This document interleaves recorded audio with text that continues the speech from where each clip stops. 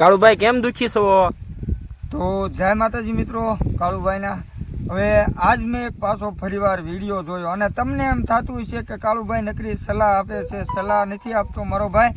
આજે એ વિડીયો જોયો એમાં જે વિદેશનો યુવાન કહેવાય એ યુવાન આપણો રાષ્ટ્રધ્વજ, આપણો તિરંગો એનું અપમાન કરી અને એના ટુકડે ટુકડા કરે છે, બરોબર. જે ભારતનો નાગરિક હોય, જે આ ઇન્ડિયામાં રહેતા હોય, આપણો દેશ માનતા હોય, આપણું ઘર લાગતું હોય, એ વ્યક્તિને દુઃખ થાય મિત્રો. તો ખરેખર અત્યારે સોશિયલ મીડિયાનો જમાનો છે અને સોશિયલ મીડિયામાં મોટા મોટા ક્રિએટરો છે જે ઘણા બધા વ્લોગ બનાવતા હોય છે. તો આપણા દેશનું રાષ્ટ્રધ્વજનું જ્યારે અપમાન થતું હોય તો તમે બધા જ એક વિડીયો બનાવો અને નરેન્દ્ર મોદી સાહેબને કહો કે ભાઈ આ વ્યક્તિએ વિદેશમાં આપણા તિરંગાનું અપમાન કર્યું છે.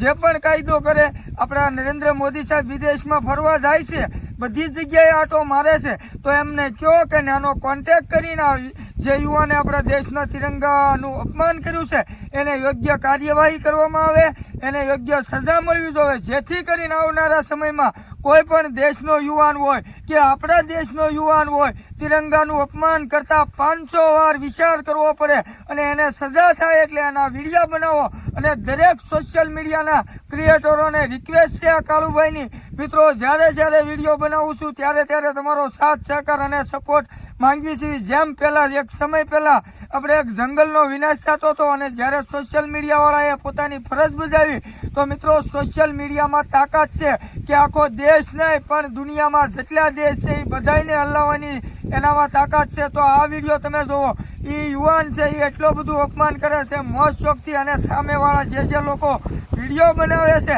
તો એમને પણ ધિક્કાર છે, એમની જનતાને ધિક્કાર છે મિત્રો. કારણ કે આવો વિચાર કરતા આપણે કોઈ માણસનું, કોઈ પરિવારનું આપણે ખોટું કરવું હોય તો આપણને વિચાર આવે. તો આને તો આપણા દેશના રાષ્ટ્રધ્વજનું અપમાન કરેલું છે.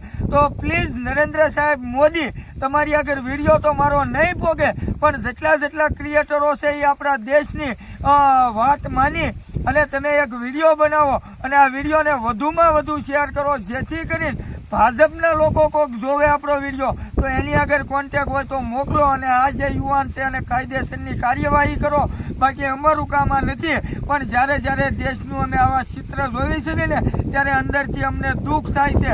એટલે હું વ્યથા તરીકે આ વિડીયો મૂકું છું. તમને જો મારો ભાઈ મોજ આવતી હોય અને આ રાડ્યું લાગતી હોય તો શેર ન કરતા, પણ દેશ પ્રેમ હોય, આપણા દેશનો સૈનિક જ્યારે શહીદ થાય તેની ઉપર આપણે કફન તરીકે એક તિરંગાને આપણે આપીએ છીએ તો ખરેખર આ તિરંગાનું ઘોર અપમાન કહેવાય. તો વધારે શેર કરવાનું ભૂલતા નહીં. બાકી ડાયરાને રામ ને સીતારામ. અને જો તમને કાળુભાઈની વાત હાસી લાગી હોય તો કોમેન્ટ જરૂર કરજો અને ફોલો કરવાનું ભૂલતા નહીં. બાકી જય માતાજી બધાને.